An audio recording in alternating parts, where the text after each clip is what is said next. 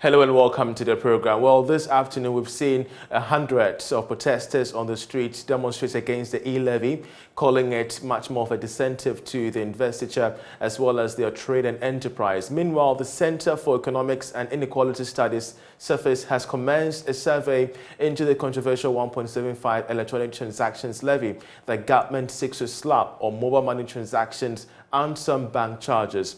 As you may be aware, the levy, which is currently at the mercies of Parliament, has been met with stiff opposition from a section of Ghanaians. Of course, it is against this backdrop that Surface has moved to sample the thoughts of Ghanaians on why or otherwise they will accept to pay tax on their mobile money transactions. Thankfully, we're joined via Zoom by the Executive Director of Surface, Dr. Benjamin Amwa, on this. We're grateful, Dr. that you could join us. First of all, what informed your decision to conduct this survey? Thank you very much for having me. For about 4 months now, following the budget statement from the Minister of Finance, we have been having various views on the e-levy. And we at the Center for Economics, Finance and Inequality Studies and other researchers from the University of Environment and Sustainable Development have thought it wise to do a scientific survey to look at what Ghanaians feel and what Ghanaians think should be done as far as the e-levy is concerned. So that is basically what is leading us to go into this research, to also add a scientific approach to the discussion. Interesting. But what methodology are you applying to this research? We are basically using the online survey method, where we've designed an electronic survey instrument. We are reaching as many Ghanaians as we can over a 1-week period to assess their views and what they think about the proposed e-levy. Well, tell us about the sample size, of the population that you're going to be exploring in this research. We are looking at any number above 1,000. And this 1,000 is conditioned on Yaman's concept that if you can have a scientific statistical methodology that can give you a sample size of 400, irrespective of the size of the population. In that the approach is scientific, then any number more than 400 is scientific enough for us to draw a conclusion. So we are using that methodology. And once we get 1,000 or more after a week, we think that we are good to go to gauge the response of Ghanaians concerning the electronic levy. Great, but how are you ensuring that this survey is void of bias, considering the political twist the issue has taken in recent times? Absolutely, this is a genuine concern, and thank you very much for this question. That risk exists, that it is possible that there may be some infiltrations. Nonetheless, we are going to guard against that, and we'll make sure that the views that we have reflect the views of the respondent. This is something that is dear to Ghanaians. So it will be a bit strange to assume that a group of individuals may want to infiltrate into the system to bias the opinion and views. We are gauging against that, and we are also trying as much as we can to make sure that we reach out to independent individuals who will give us a good and fair opinion based on the questions that we have asked. And of course, as you embark on this particular research, we're going to be interested in finding out when it shall be published, especially as well as whether or not there are plans to get government buy-in on the subject matter. We will definitely do that. We will share with media houses, we'll share with the government, and we'll also make sure that we have a scientific outlook by way of an academic publication out of this research work. So definitely all the stakeholders involved will have a look at the report when it is ready. Even as you examine public acceptance or the other way around when it comes to the e-levy, We are seeing today protests on the streets against the e-levy by a section of the trading community together with some political figures of the opposition NDC. How does this inform, your research moving forward? Thank you. It's one of a piece of information that policymakers must consider. For us as researchers, we are looking at what we can also do scientifically to back the discussion that has been going on so far. So it is good that other individuals in the societies who have an opinion have decided to use the demonstration approach, which is their fundamental right to use. But then we as researchers believe that in as much as a group can use their demonstration right to send a message across, we believe that a scientific method can also add to the scientific discussion that is going on. So we will wait, and then when we get our report, we will then see whether our report supports the demonstration or otherwise. So we are appealing that as many as will have access to our survey instrument, they should respond to it, and we'll share the report just as we will get it when we are done collecting the data. Great. Dr. Benjamin Amoah, Executive Director of the Center for Economics and Inequality Studies, CEPHIS. We're grateful for your time on that particular research. We shall be looking forward to the results. But away from that, government has outlined some 14 measures that Maxim Ghana Limited must adhere to as a precondition for the restoration of its permit. The company is at the center of the explosion that occurred at Apiate in the Prestia-Huni Valley municipality of the Western region, as a result of which 14 persons died and the entire community got destroyed. The Ministry of Land and Natural Resources has advised the explosives manufacturing company to look at how it could move the ammonium nitrate without fuel cancelled. Well, according to the ministry, when such initiative is taken, the end products needed by the mining companies could be mixed at the mining site rather than carrying them on the road. Correspondent in Nathaniel Kwanzaa has the rest of the story. Mr. Josiah Atakwabena raised the concern of patronage when the National Petroleum Authority Chief Executive, Dr. Mustafa Hamid, and his team paid a working visit to the facility in Bupe. He said even though in the last 2 years they have done some works to expand production, there has been low patronage at the facility. Last year we were able to do about 8.8 million liters of product meant for export. It's about 9 million. So yes, so that is what we did. And the issue that confronts us here is underutilization.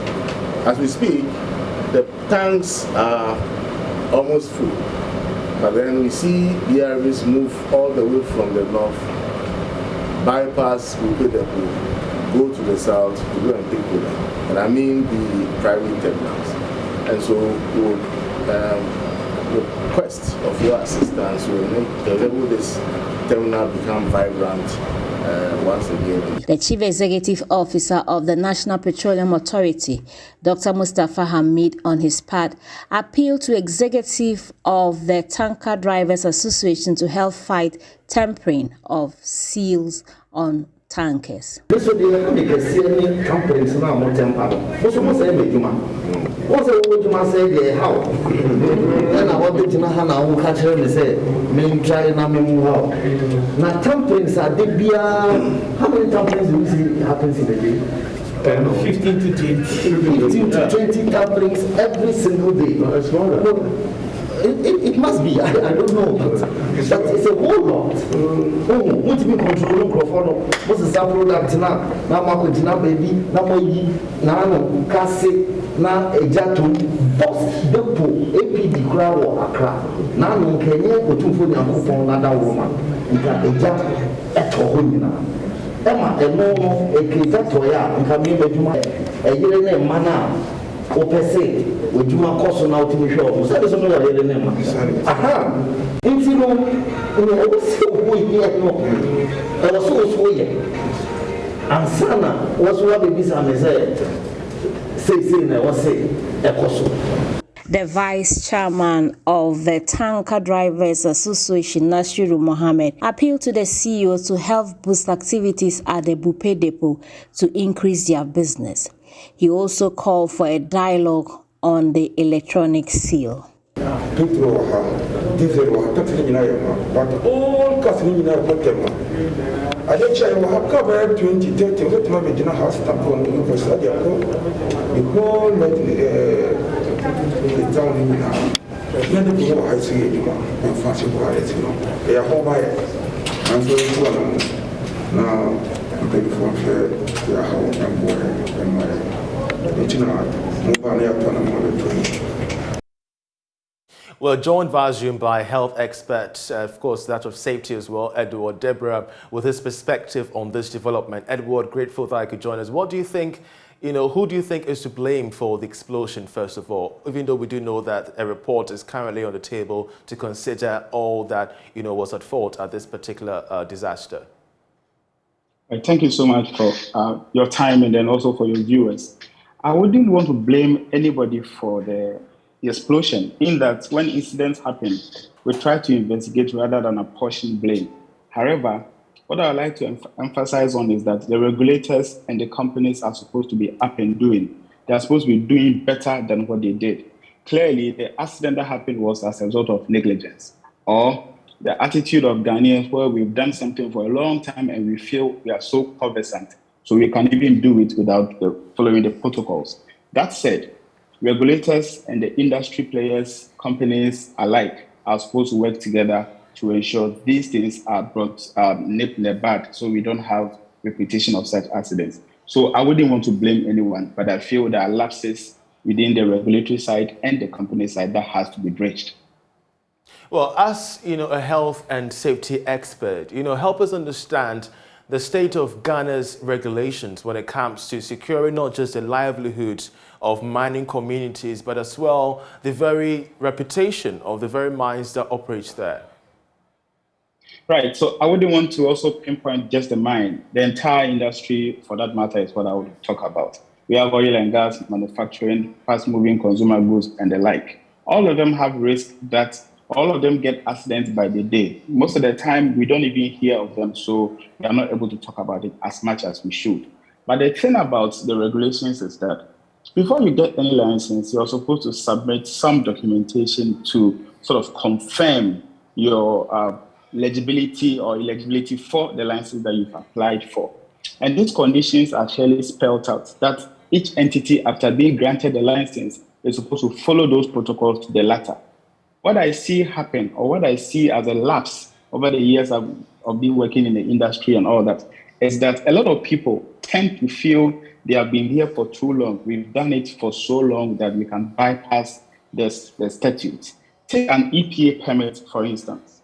There's something we call a schedule that is attached to this permit. The schedule actually tells you all the conditions that has been met at all times to be able to keep the license good and your operations safe. This schedule includes the design of safe operating procedures that has to be used to carry out certain tasks. For instance, transporting the explosives. There are procedures for doing that. So if you bypass any procedure in an attempt to get things done faster, this is where we get to recipe for disaster. So it's about time that the regulators strengthen enforcement, strengthen on-the-spot inspections. It's not all the time that we need to have dedicated routine inspections where people know we are coming to their premises to do an inspection. We should go to them as and when they don't expect, just to see what is happening there. Because if you look at the consequences of such disasters, it is dire. Lives are lost, and no money can be used to quantify the life of any human being anywhere in the world. So regulators must be up and doing, be more stricter, ensure that sanctions are meted out to all these companies that are recalcitrant, and then industry players as well. We also have a role to play.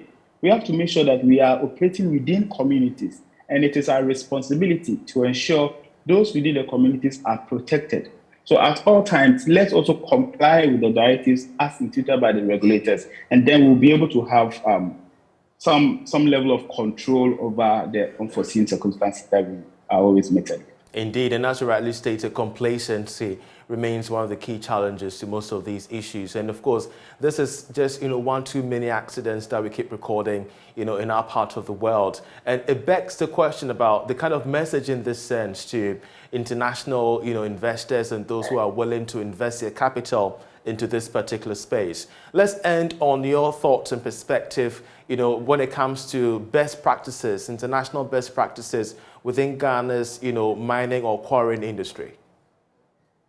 Well, best practices are all there for all to see. I mean, these days, because of internet, we are always able to seek knowledge, advance our courses and all of that to improve on systems. There are laid down procedures, as I mentioned. Minerals Commission in Ghana has everything it takes to ensure that best practices are deployed. My challenge has always been the enforceability of these things. And then again, we want to call on policymakers, politicians, governments, all of them to come together to consider the passage of the Health and Safety Bill currently before Parliament, because that in itself is actually going to be the bedrock for best practices being practiced in our industry in Ghana. That bill, if it's passed into law, will set out the system. There will be standardization in our system as far as oil and gas operations are done safely, mining is done safely, manufacturing and the like. All of them would be in that bill that's yet to be passed into law. So for us to have a waterproof or proven best practice system in the country, we first of all have to start the conversation of getting the bill passed. Once that is done, then standardization will set in the system. And when that is standardized, obviously you know that the foreign investors and things will be confident enough to come into our space to do their bit. Great. Edward Deborah, many thanks for your submission there. He's a health and safety expert there on issues regarding health and safety when it comes to Ghana's mining and quarrying sector. You're still watching Marketplace. I'm Charles Ayeta. We're going for a short break. Do stay with us.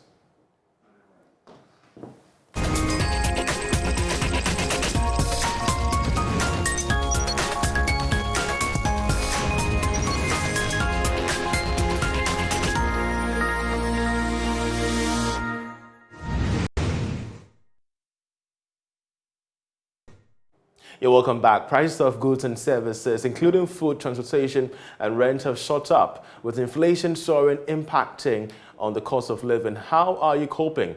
Emmanuel Bright Kweko engaged a section of the public in Kumasi and has come through with this report. That is Abdul Wahab Abubakari, a bicycle repairer at Bobine, a suburb of the Asokore Mampong municipality. The 48-year-old and his family live in an uncompleted house. And I'm uncompleted building. Can you any toilet in here? Bibi any ha. Na ya wo be ma de. One si wo anye bibia enyi yi. Because I mean 20 million kramra na ma me dan over minibi. So minibi the addition me kwala di ko school kra e den ma me. Na me kwa rent dan. The father of four says funding for his family is expensive with his daily commission of 10 Ghana cedis. Bicycles na repair and bicycles no emma de bia. It means once with man ya bear with 10 cedis we no one na teko.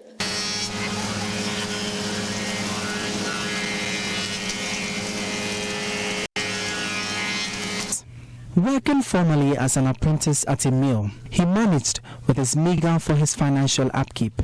Now, he has to resort to other alternative businesses to make ends meet. Since we everybody say on call be say, and a woman be say. In the course of be bar now don't wash him. I'm for 2 blocks or more tran. Now don't walk with him. Send a baby pon, when you cakrawa, and yes, because I would be basket and she crown massa. We go 3 days, no young Sikama on call us or Munko school.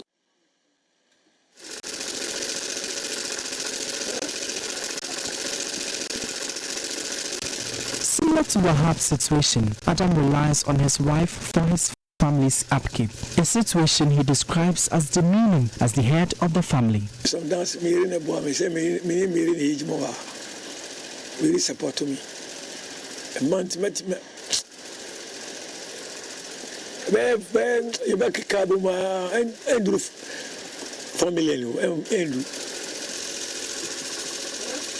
The father of 6 has been working as a tailor for 40 years, a profession he tells me hitherto could cater for the basic needs of his family.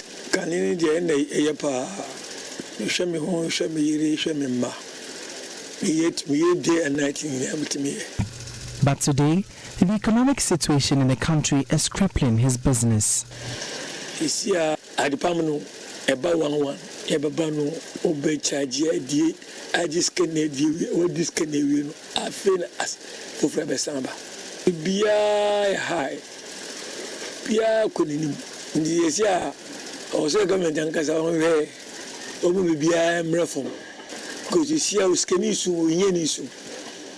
Ghana's poverty rate is estimated to have slightly increased from 25% in 2019 to 25.5% in 2020. For persons like Wahab and Adam, their only hope is for a bright light at the end of the tunnel. For JoyNews, Emmanuel Bright Kweku, Kumasi. Ecobank Ghana has announced winners of the first draw of its double salary promotion. We have more in this report. Ceremony, which was held at the bank's head office in Accra to reveal the winners, saw lucky customers across the country earning recognition from the bank. Edward Boche, Executive Director in charge of consumer banking, explained to Joy Business what influenced the decision of Ecobank Ghana to roll out the initiative of doubling the salary of its customers. One of the reasons why we are doing this is also to reward our customers. I mean, these are customers that have been with us for all of this while, and also to attract new clients. So really the focus of this is to say thank you to our clients for having banked with us for all of these years. And I think it is only fair that we reward them, or we do find ways to be able to reward them as we go along. Nanaya, consumer head of marketing, detailed the benefits the double salary promotion could bring to customers. So there's a free life insurance with this particular account. You get to enjoy a free Ecobank debit card. We do not require that you maintain a minimum balance, but we'll be happy if you always have good money in the account. We also get to introduce you to our Save As You Spend product, which allows you to put some money aside even as you spend the money you have. There's no monthly card fees, and then you also get to enjoy our world-class internet and mobile banking services. The National Lottery Authority, regulators of the promotion, assured consumers that everyone stands a fair chance of being selected for the final draw. Whatever or whoever is going to come out as a winner, I can confidently tell you that it has been done free and fair, no bias. We're going to use a random number generator system, whereby we are not going to influence it. No individual will be asked to come and handpick a relative or a friend. The next draw of the double salary promotion will be held in March, and you stand a chance of being part of the next lucky customers if you bank with Ecobank. Of course, that's how we end this edition of The Marketplace. For more news, do log on to myjoyonline.com, where you can get updates on development in business and also issues around the world. I'm Charles I. It's a pleasure having you. Enjoy the rest of our programs.